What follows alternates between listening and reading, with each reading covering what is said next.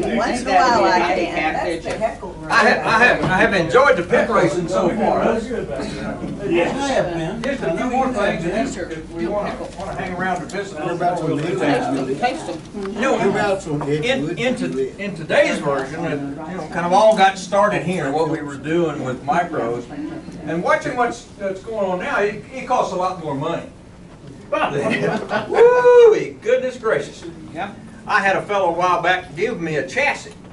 He said you could have the chassis, and of course I know Mike Sawyer pretty well, so I got a real deal on a Honda motor from Mike, so I didn't have a lot in the motor, and so I got buying used parts and rusty parts and putting the stuff together. And if Paula put her fingers in here, I'd tell you I'd spent $10,000 in building that car, and they gave it to me. know it. Oh, they gave me the car. They know it. And so the idea now that it takes sponsors more than mom and dad kind of used to be, and more than working that second job to have boy toy money so you can do that. Sponsors. I got looking at all the cars and the magnifying lenses and whatever, and trying to find what sponsors we had back in the 50s and 60s. And this is all I've been able to find, so you all have to help me fill in if there were other sponsors besides I was just working that other job to pay for my hobby kind of thing. Let's see. We had the Adams Special, so I guess Boots was putting some money into Smith's car. Piper Furniture. Piper Furniture, and the idea that somebody in that kind of business, I don't know how that got connected. Anybody know the story? Orville Shalene. Orville Shalene, okay. All right. So his wife worked there. Well, okay. So maybe I could get some sponsorship from your doctor, maybe this would work out. Probably not, huh? The sports shop. Of course, Sawyer engines were on some of the cars. All Sawyer drivers, I assume. Max Service. Hodges Electric. Yes. And Milton Homes, I don't, probably Bobby's, I guess. Bobby Milton's home. Yeah. How about other sponsors that I haven't captured off of Brown Motors sponsored a car. Brown Motors. Who's driving their car? Johnny. Sawyer. Oh, okay. All right. Hobbs Boat Motor from Coffeyville. Oh yeah, I remember. Yeah, Hobbs, and they sponsored one or two cars. One. Two. Yeah, they did two. They had two Wesley cars. was one of them. Oh, my memory's good. Gary did Holstein's. Yeah, Holstein's. they Yeah, there was Holstein's car. Yeah. And Independence. Yeah. He sponsored Jerry here. Okay. A lot of the cars when I raced, Charlie McNair painted. And we were never lucky enough to have a Oh, yeah, sponsor. body shop. Charlie Ray, he was a good friend of mine. He done Nanny done some great paint jobs, and I had manufacturing and doing. My main sponsor was Budweiser. Did you drink all the problems with Their that? sponsor. They furnished me well. That They were was a very good sponsor. a good sponsor, yeah. Especially when I went out of town to some of the national races, they'd load. I was the most popular guy in the parking lot. You didn't have to be the fastest, but you were the most popular. They knew me when I was beer like sponsorship. a cattle truck going into the pasture. And knew where the feed was. So you could trade a case for a tire or something like that? No, we just, I just opened it up. Open it up, here we go. Oh my. Well, you mentioned Charlie McNair. When we did a little program for the kids a while back in this same room, and we talked about the flags and the safety equipment and how fast the cars were and all that sort of stuff, and they had a little racetrack. They painted their own cars and that sort of stuff. Well, a couple of the young fellows that came to that to help with the flags, because one of them is learning to be a flagman, are Charlie McNair's great grandkids. Silva. Yeah, the Silvas. Aiden. Yeah, so there's Aiden and Barron and Carson are all running, and so two of them are running those restrictor cars, and so they're running the 45 horse 6-cylinders or 4-cylinders, and the youngest is still, I think, in a junior sprint with a single cylinder, and those very small 200cc single cylinders are around 18 to 22 horse, somewhere in that range. So a lot of the kids, and now the grandkids, and now the great-grandkids are still carrying on for this sort of thing. That's kind of the sponsors. Oh, one of the things that several of you have mentioned, the travels, that we would travel to all kinds of places. As long as you had a map and a full tank of gas, I guess we go travel. Not really. Because we had a national series. We had regional races, we had our local races, and then we had our regionals, and what we have, about 10 regions, something like that? Yeah. And so out of the 10 regions, and then We were Region 11. Region 11, so must have had at least 11 then, yeah. Yeah. And so, and then we would run the national races. So when you won the nationals, you won A feature and A class in the nationals, you had accomplished a lot. You start the You start in the A feature. It's kind of like the Tulsa Shootout. Yeah. Anybody been going to the Tulsa Shootout? Probably Rick, maybe. I can't take those fumes in there, man, they get me, I don't go. Curtis does. Yeah. It's gone. Yeah, Curtis has driven our old mutual car for a while at the shootout. And so at the Tulsa Shootout now is the closest thing we have to a national indoor race in late December, normally between Christmas and New Year's. And we've been running 1,100, 1,170, bouncing right at 1,200 cars that show up for the Tulsa Shootout at one time in an indoor environment. They pit them all indoors, all in the heated concrete pits, and run on a track a little smaller than even the inside circle now of the old Rougeau track. It's pretty small. It's closer to round that run down in the lower end of the expo center. So that's the closest thing we have to a national that would run. We talked about the cars, the engines, and that sort of stuff that's going on versus the nationals and that sort of thing. We've talked about kind of the history of the track. There are some names that Joe just kind of cut out from names she's heard in trying to help put this thing together. So there's all kinds of names around here, and we've talked about some of them because they weren't here to defend themselves. But maybe kind of what they meant. We've talked about Walt Thompson. Without Walt's land and a good grader and somebody to arm twist him, we'd have probably never had the original track if we'd never grown to what we were. Bobby Melton, anybody want to make comments about Bobby or Billy and they're running? Yeah. Bobby Jr. is still here in town, living at Sunset Lake. Yeah. So he's still around, and his both parents, Bobby and Mildred, passed away last year. Okay. I didn't know Contributor for some time in the sport. This is kind of fun. Bobby Sawyer, he is Bob's oldest son, still involved. I'll speak for him a little bit. He's still involved in racing to the point that he's still manufacturing the chassis. Sawyer chassis has sold a few years ago to somebody that had a lot more money to put into it to make it what it is today. It's going really well.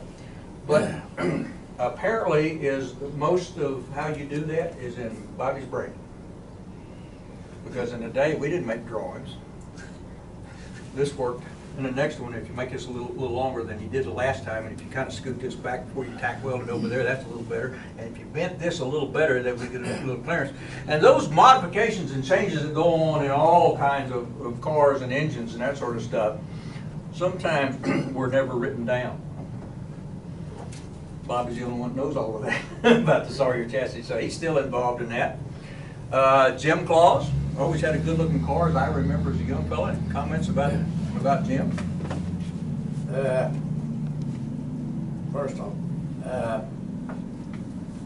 Orville, Selena, and I built a lot of bodies for Orville, the one that has the opening in the front like this.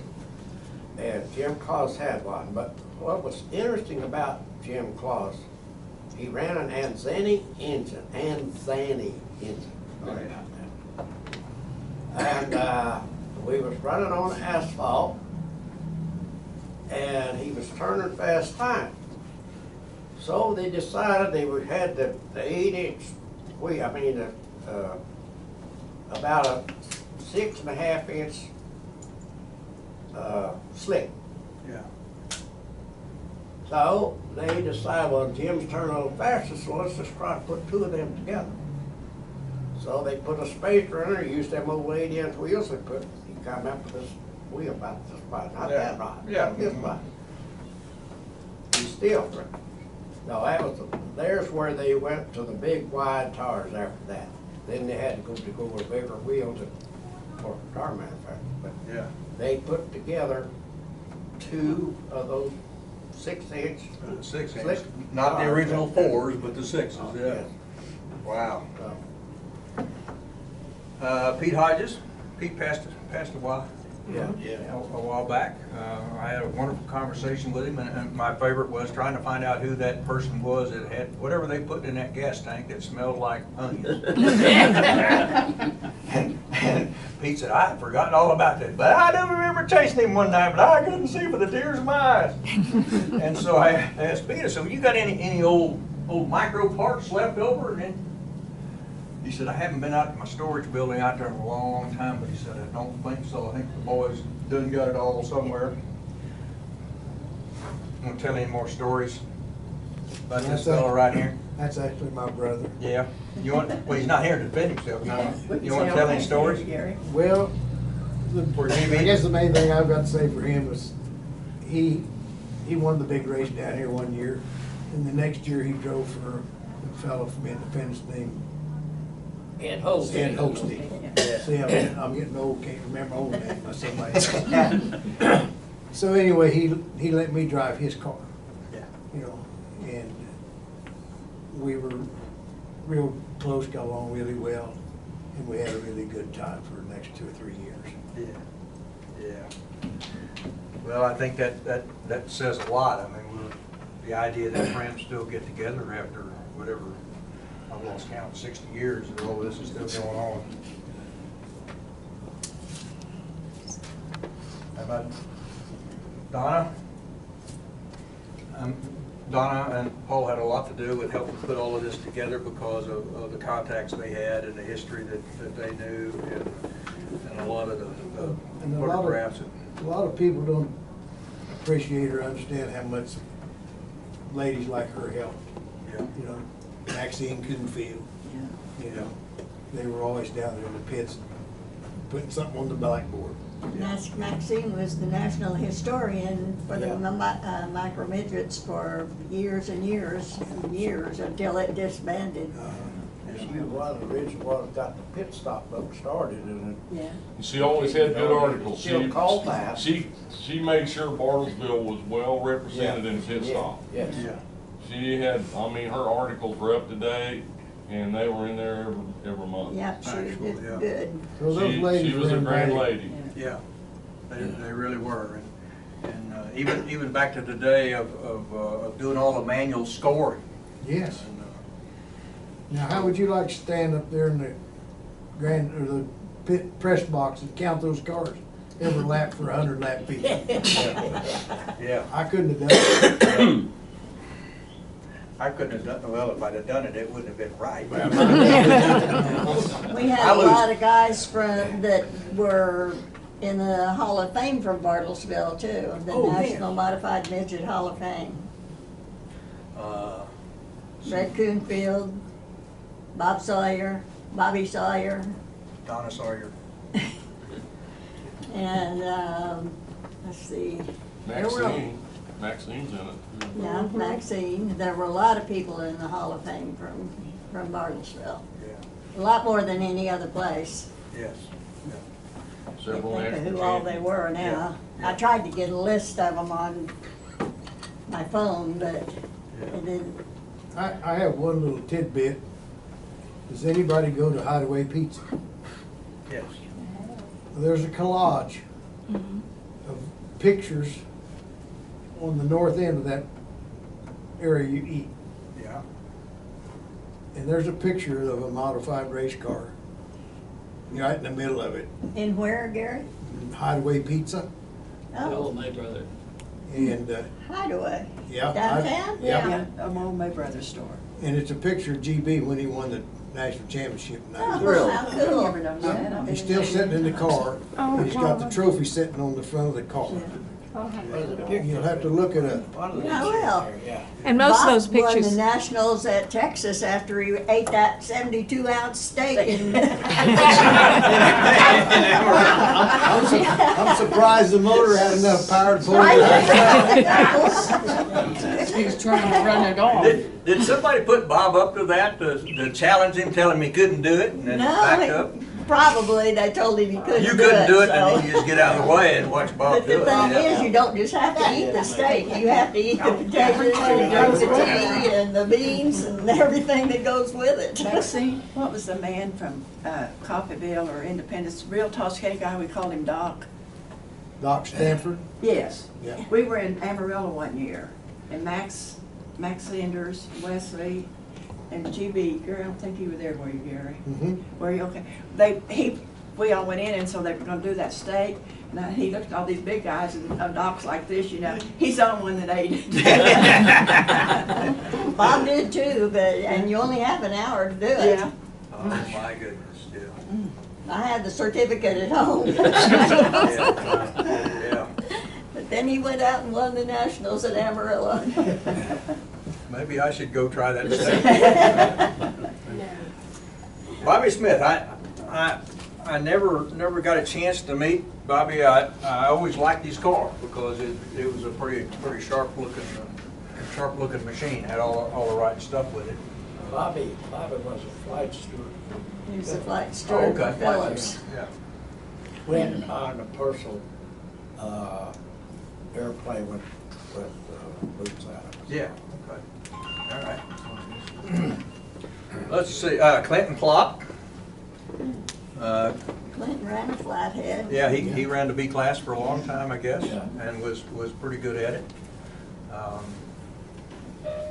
Let's see, Jim Brewer. Anybody want to add anything there for? Well, Jim worked for Phillips in the recreation department. So we had a lot of people working in Rita at the time because that's where a lot of the machinists were at, and Woody was down there, and I guess almost all the Sawyers rotated through there as a machinist once upon a We time. didn't like that. That's kind of like where they said it. Work, that work. Cadillac. Yeah. We didn't work down there, we spent our time down there. Yeah, and that's where you went to straighten the axles and build A spindles. lot of axles. A lot of axles and special tooling that worked really well down there. It got legs and walked out somehow. Yeah, but, yeah, I got a lot of stuff from Phillips too. yeah, Johnny Pearson brought a lot of stuff. yeah. Rear axles. Paul, we got your name down there, and Paul's been involved in this thing, I guess. Well, Paul raced also, Yeah. and as well as being the flagman, he was also Yeah, racing. I drove a car for Mrs. Joe Scott. They had two cars. And I drove a car of or I remember one race, I don't remember exactly where it was at now, but I won either first or second in a B main. I got to move up to A. And so John and GB was running along there, so I said, I'm jumping in behind them, keep up with them. I was running, they were running a Koenig, and I had a Koenig car. So I go along there and we were tooling around. And I remember we was either in Orangeboro or out at Birmingham. But all of a sudden, GB and Johnny went this way, and I looked up and there sat a guy from Pompano Beach, Florida, crossways on the track. So what I do, all I could think about is, good Lord, don't let that gas tank come off and explode and get fired. Were you running gas or alcohol? I have to say that I enjoyed flagging the midget races, and I guess I got good enough that when I went to different places that I was asked to be an official. I've been to Charleston, Owensboro, and Birmingham, and Lemoore, California. And, like I say, I've enjoyed every one of them that I ever went to. Of course, I had, I guess, a particular style that nobody ever saw. They couldn't understand it, but I look back now and wonder why I did it, because my knees just bothered me now a little bit. Yeah.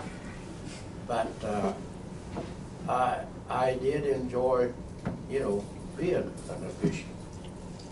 His age has anything They to do used with to that. didn't give trophies to Not officials, the races. but I got the first official trophy for a flagman in Charleston, Illinois. This is one of those over there. In 1961. And then in 65, I got another one in Lawrenceburg, Kentucky. And since then, they have, you used to give mechanic trophies and also other people, but that was the first year that they gave official trophies. Wow. Very good. Well, today, the flagmen are all in this cage. Oh, yeah. They're up off the track. Yeah. They've got 4 times the roll cage around the flagman as we got in the cars. And that's where they're at, and they've got electronic buttons, and they got traffic lights they can turn on and off, and they've got an assistant, and Paul's standing out in the middle of the track with a flag jumping up and down, hoping the next guy comes by, sees him, because he's behind the They other. finally built a little inset there, right there in front of the press box Yeah. to stand in after Mr. Thompson had his big wreck. Yeah.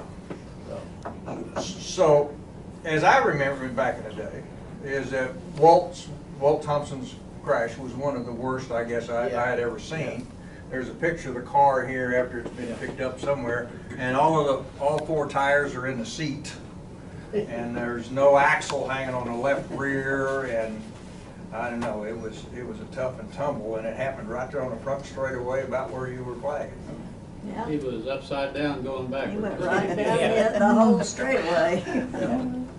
His, John Glass says that he thinks that they had something against him, they were going to cause him to have, but I don't know, you know, I just, maybe there was, maybe there wasn't. Because Walt did run fast, and He had good equipment. Yeah. he was afraid, even though he was a little bit older than probably some of the rest of us, Yeah. you know, but he was out there trying. Yeah. Well, let me finish some of these tags here real quick. Let's see. So, Drew Vesperman was. yeah, you probably know that name better than the rest of us. He was, he always helped promote he was a promoter actually. And he helped promote him, and he was at the first meeting that we had to form the club also. Yeah. Okay. So, so once the club got started, and he's in kind of a charge of the business and promotion and that sort of stuff. Apparently, yeah, public information. Apparently, that worked pretty good early on because it grew to be something pretty fancy.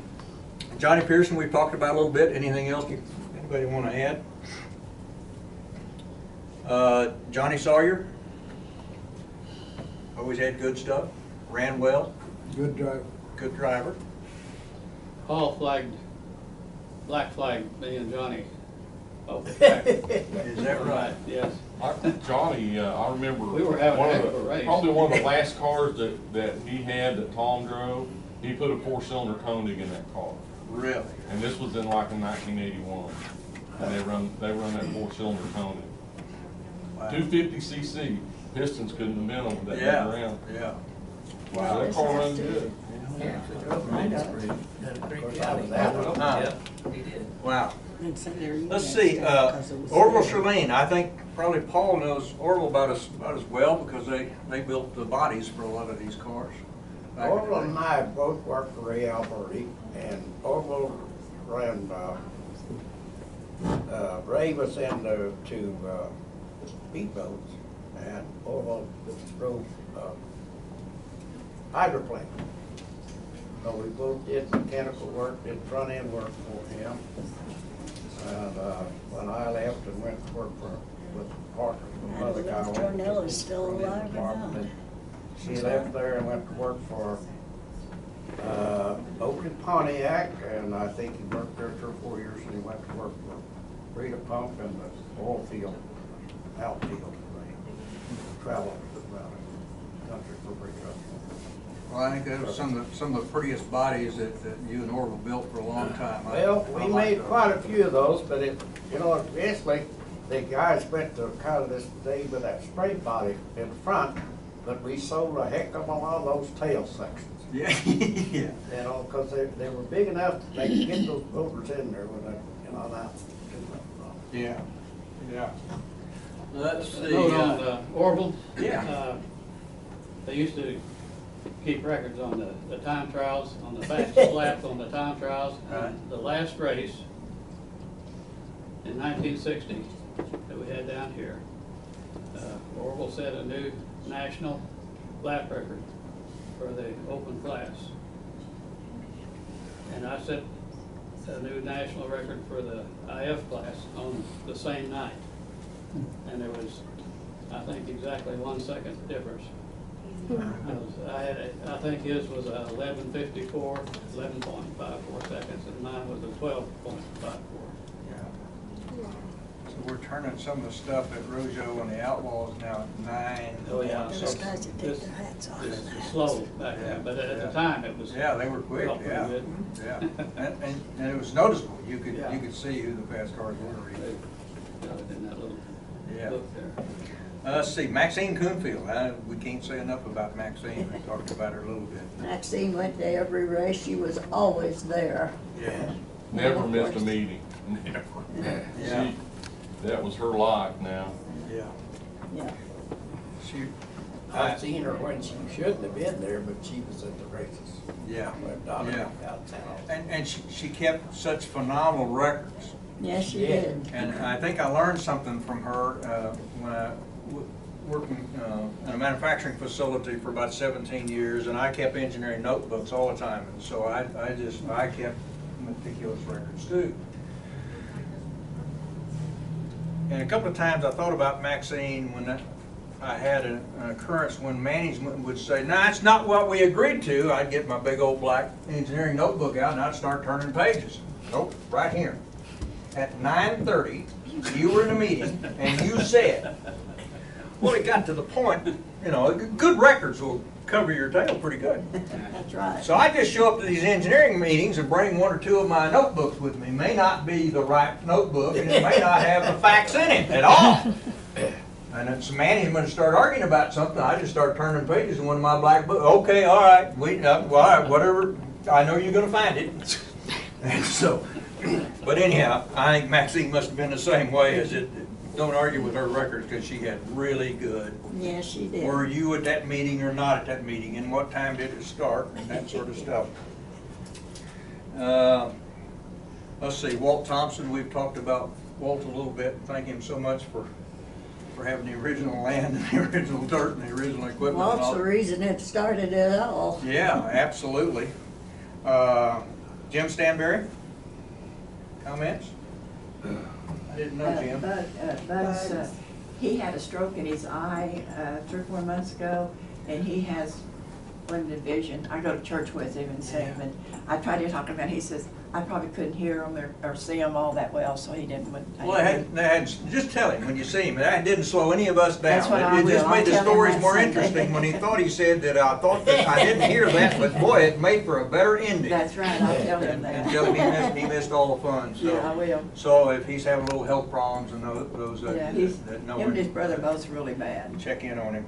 Oh, And that's too bad. I saved this one down here. This was one of my favorites. He was a too. good competitor. Red Coonfield. I didn't know Red, but I raced with Bill, his son, Yes. a lot. And one of the funniest things, wasn't funny at the time, but it is now, really is. We were running mini sprints down in Creek County, and there's not a lot of room, anyway. I mean, now they got the quick release steering wheels, you pull it off because you have to get out, Yeah. Everybody likes to fit tight, that's the way you like it. Well, I happened to be, I wasn't in his heat, but anyway, he's out there racing and his car caught fire. And I thought, whew, it's coming up through there, and he pulls to the infield, and he came out of that car before it stopped, like he came off a diving board. And I asked him, I said, man, that was pretty good. I said, you came out there, and he said, never touched the steering wheel either. he said, I didn't think I could get out of that car without taking that steering wheel off until I saw the fire. And he said, it's amazing what happened. I'll never forget that, watching him come out of that car. I go, wow, that was pretty good. Wow. Well, the only other thing I had for kind of a note, the most memorable race or the most memorable event or the most memorable person from our Bartlesville family that kind of started this whole thing. Anybody want to?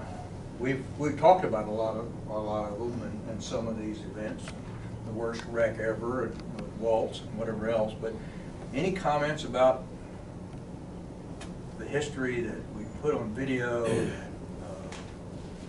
This probably needs to be said. I think, Bob Sawyer, Bob probably, and I wasn't in it in the early days, but I know the things that he did. I mean, he made that Sawyer engine and them gearboxes and, this guy he was a genius. There's no doubt about it. Yeah. He was, and if you didn't have any money, you'd get it. He would help you. As long as you took a strawberry pop, did he? You take him a strawberry pop. He was a special guy. He really was. Yeah. Well, his first car, he made the axles, the steering, he made everything. Yeah. He took aircraft tubing to make the body. And the first car that he built, he wanted to know how it would steer, so he got a 50-foot rope and tied onto it and took it out on the road out there on East Tuxedo Boulevard. He went about 20 miles an hour and said, how's it doing? I said, it's doing pretty good. Next thing I knew, we was running about 80. No brakes, no body or nothing. Yeah. I can tell you one thing, he was ornery. I was out there, he used to make these parts for these Rayco car washes. Yeah. And of course he was all the time helping me, and so I go out and I'm drilling on this drill press, these aluminum parts for these Rayco. Well, this thing, he said, well, you would get done to set them over here on this other one. Well, I was setting them over there and this thing was biting me now. It was shocking me. And I got him, I said, Bob, this thing's shocking me. Oh, that thing's not shocking you. Well, he was turning this switch on and off, and all them shavings was grounding out. And Mike was out there, and he come over there, and he put a meter on it, 110. It was funny. Uh-huh. Yeah. Another fellow Yeah. that I haven't heard mentioned tonight, but Seton Arts. He and his brother run the sports shop. Yeah. That helped a lot of people and didn't get much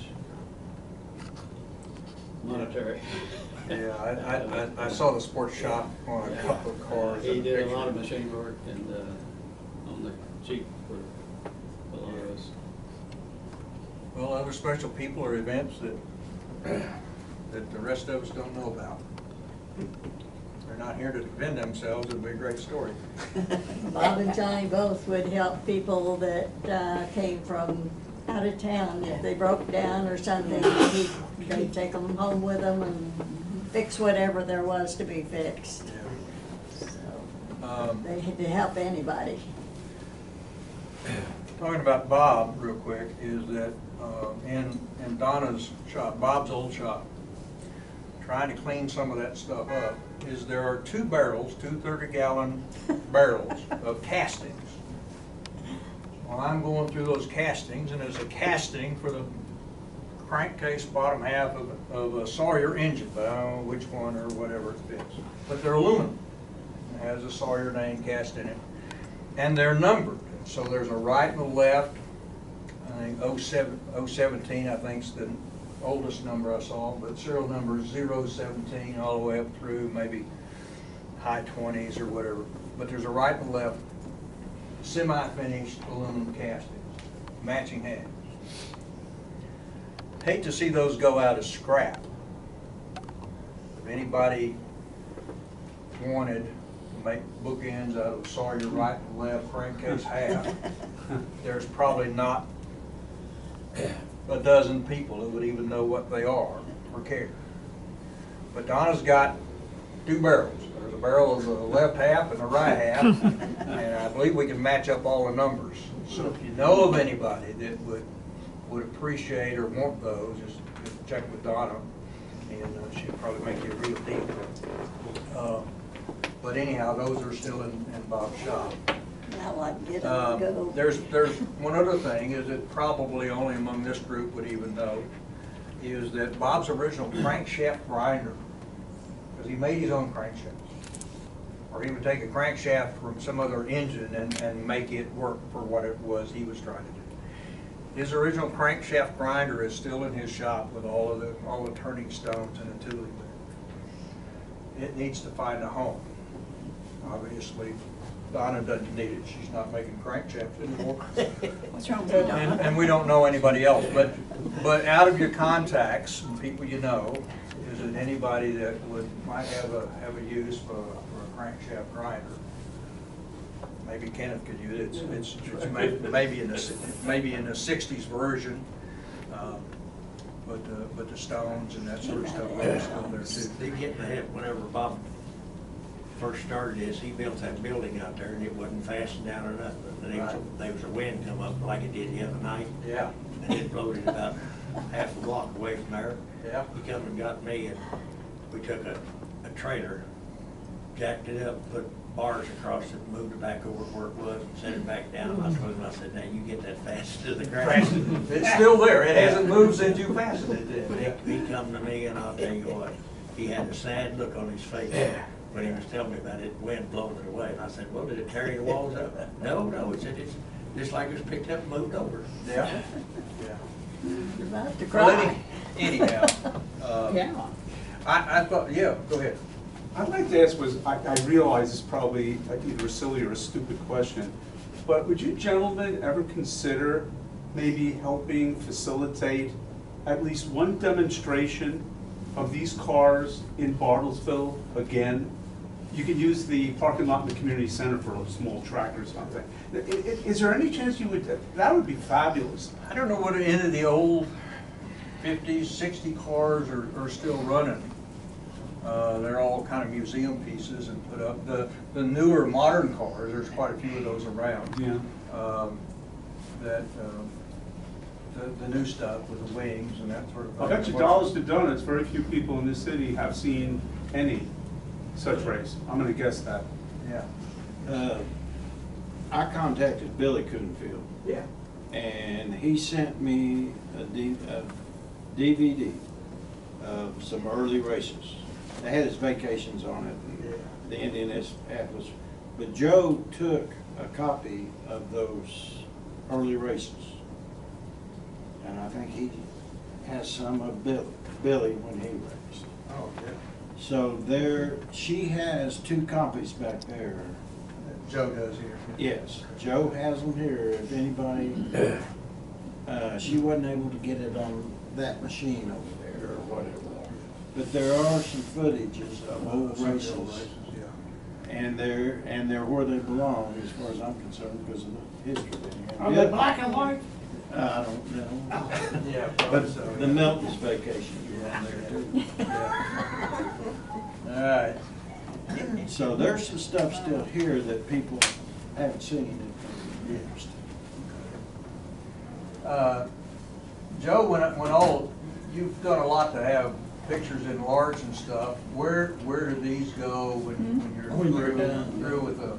You mean what we have here? Yeah, what you have here. I know some of it has ownership and it'll go back to the owners, but some The ones on the walls When he do found out not. I They didn't have a belong to the DVD museum. player, I he printed did, them on our that blog. Benny did, you all did.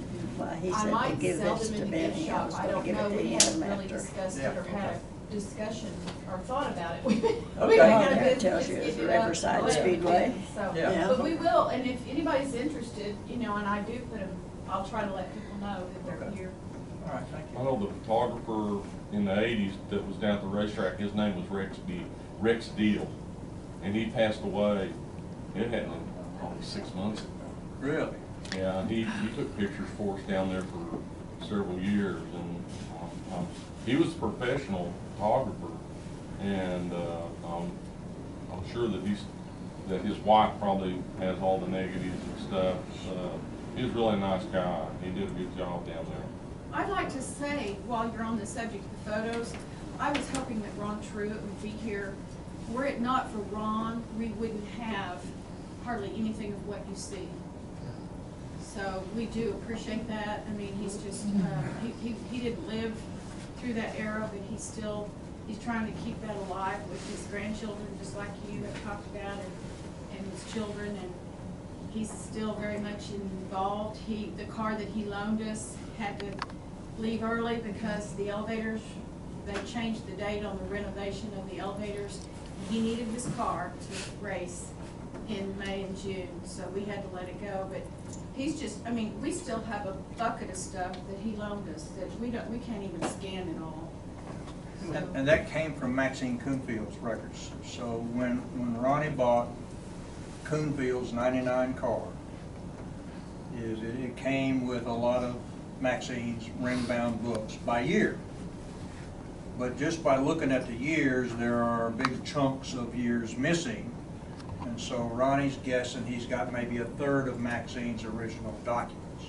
Which is a lot. Which is a lot. Yeah, it's a small semi-truck. And so that's where a lot of these photographs came from, were from Maxine's archives originally that have been blown up and that sort of thing. So, so Ronnie's a good contact too. He's got, does he still have Wesley's old car? He's got Daddy's car. Yeah, and still has Wesley's car too. And but he's never pulled the covers off of Wesley's car or Red's car to look at the motors, or you just see the exhaust megaphones coming out, and you're not too sure what's under there yet, and that sort of thing. When Daddy passed away, the car was at the cemetery. Yeah, the car was at the cemetery. Yeah. Nobody mentioned Robert Haymaker either. Yeah. Used to work at Tom Sass's down by the depot. Haymaker, Yeah. yeah. Joe Sigler. A lot of nice old names. I gathered up what I could from around here and from my memory from 65 years ago, and I never raced these cars until I got older and came back to Oklahoma. So, any other comments? And we'll and if you all want to hang around and visit with each other, yeah. Well, what I liked about it when we were in the micros, everybody was friends, everybody helped everybody. Yes. And then when he went to stock car, I mean, it was completely different. You know, you stayed with this thing here and that, but everybody was friends in this, and that's why it was family. In the micros, yeah. In the micros, that's why it was family. And as a kid growing up through go-karts and racing those for 34 years, Yeah. same sort of thing. Is if yours broke, here, I got a spare motor. Yeah. Well, I raced last weekend's here, you raced my car. And you're competitive on the track, and you had respect for each other on the track too. You didn't try to tear everybody's equipment up. But we would run a lot of cars. Yeah, well, some of the younger generation that came along. Apparently, this is where it began to turn in the '80s. We lost control when this happened. You see, I remember when they gave me the chassis and I put my car together, and so they said, well, you got to have some battle bars. Battle bars? I don't know, what is a battle bar? In our day, we might have called them Nerf bars. The idea that the young kids today, they've been racing since the '80s, now have battle bars, and you use them to bump into things, right? Or each other. Just right rear. Right rear, yeah. So these are the guys that kind of invented that deal, is that 8 tires is better than 4 in the turn. Just give them a little right rear, they'll move. I'm sorry they got invited, you know. Can't take them anywhere. I know, that's how they are, you know, but that's the '80s group. That's not the '50s, '60s group. That's transitioning '70s, we were all right. But this '80s group began to The cookie was good. So anyhow, there's no other, whatever, if you want to hang around, oh, you got some nice collections. Oh, yeah, that's from the Hot Rod magazine. Remember that? The 1961 February issue of Beatty. Hot Rod magazine had a feature story about the 1960 international races in Bartlesville. Yeah. Kind of a nice Tony probably never seen that one. I actually Oh. yeah. Yeah. Tell Very me who good. they are. Yeah, they don't even Well, have Louis on there. there's some great pieces laying around here yet that you might want to look at and chat with. Of course, she was trophy girl that took that. It's nice to get to see old friends. It's nice to hear the old stories and that sort of stuff. Yeah, that's neat. Glad everybody made it. Joe, any comments for this group? Yeah, I have a comment. Please join me in thanking Ben for doing such a wonderful job and sacrifice.